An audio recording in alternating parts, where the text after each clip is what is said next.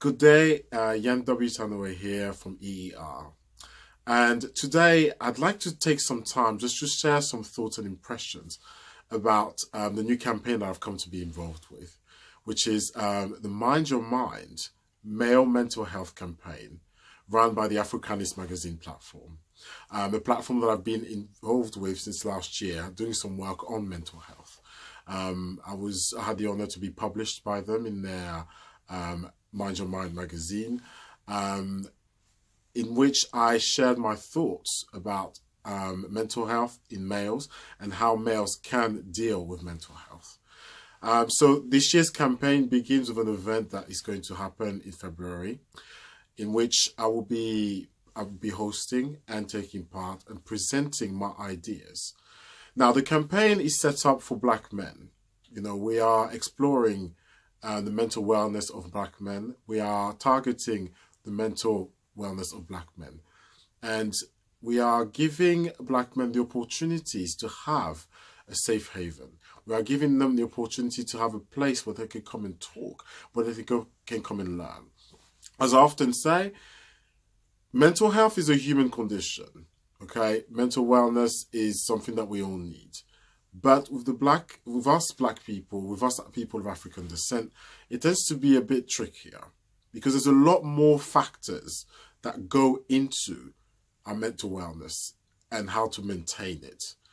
And I believe that for many years, we have been left out of the conversation because the different aspects that we need in our mental health to make our to construct our mental wellness are very alien to people. And I believe that it takes for us, you know, Black men and Black women to stand up and to come forward and be part of the dialogue, be part of the conversation that will help to rehabilitate us. And that's the way that I'm seeing this. I'm seeing this as a partnership. I'm seeing this as a campaign, but I'm seeing it as a movement. It's deeper than just a campaign. It's a movement. You know, I have worked on the African continent for almost 9 years, talking about mental health in children. When I started this in 2010, 2011, people were looking at me like I was crazy. You know, they couldn't understand mental health. What? On the continent, on the African continent, mental health is a problem. What's mental health? And so a big part of my activist work was to make people and systems accept that mental health needed to be dealt with and tackled because our people and our population were suffering in ways that were not necessarily obvious. So, you know, that's been my activism for a long time. And so I am relieved to see that in 2019, you know, in 2017, 2018, 2019, that more and more campaigns are being born. More and more initiatives are being created for mental wellness and mental health as a whole. But when it comes to people of African descent, there is much, much more that we can do. There's much, much more that we need to do. And do we need to wait for the government to create initiatives? No, I'm not one of these believers. In anything that I've done, I've never sat there and waited for government to subsidize or to create or bring the ideas. No, I've always been a social entrepreneur. And so for me, the key is to come forward with your ideas and with, most importantly, your solutions. And to me, this is what I see this role as spokesperson to be. Okay? Yes, I am a Black man. My background may be different to other Black men. Yes, we're all from different walks of life. We're all from different social backgrounds, economic backgrounds, cultural backgrounds. But the one thing that links us all together is this skin that we have. It's this skin.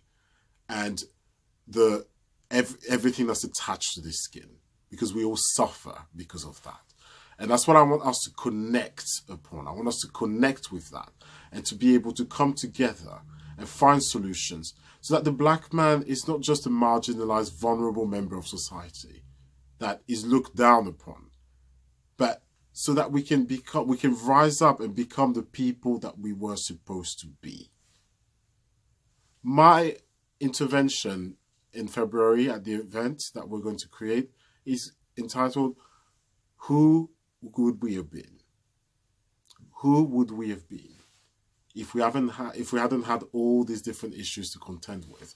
such as racism, such as the past, such as slavery, such as colonization, who would we have been? And I believe that Black Panther, the movie, has kind of explored that that question. You know, it's explored that question through entertainment, okay, with very deep themes. But I think it's about time that we sat down as a people and ask ourselves that rhetoric. Who would we have been so that we can become who we should be?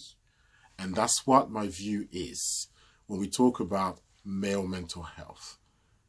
To be able to empower, emancipate, and rehabilitate the Black man of 2019 so that we can be who we need to be for ourselves, for our communities, and for the wider world.